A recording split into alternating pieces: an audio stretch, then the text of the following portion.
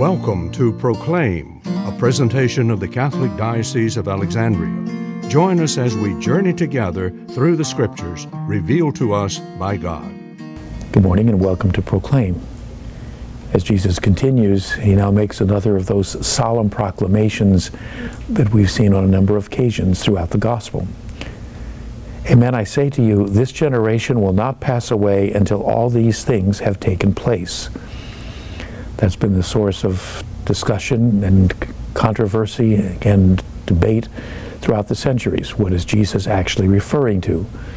Many feel that because the destruction of Jerusalem would certainly occur shortly after the time in which Mark is writing his gospel, that perhaps that's the most imminent because the end of the world, to the degree that that may be the reference of some of these allusions we've just heard, has not yet happened, and certainly not during the generation of people living.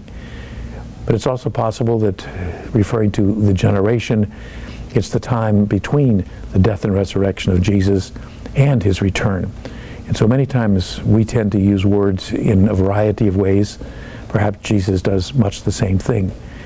And so he's basically saying that these things have a certain imminence, but they also have a certain uncertainty about them, and only time will ultimately determine when these things will take place or have taken place. He says, heaven and earth will pass away, but my words will not pass away.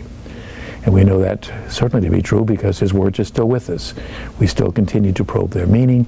We still continue to try to understand what references he may be alluding to and how they all fit into the cosmic plan that only God is ultimately aware of.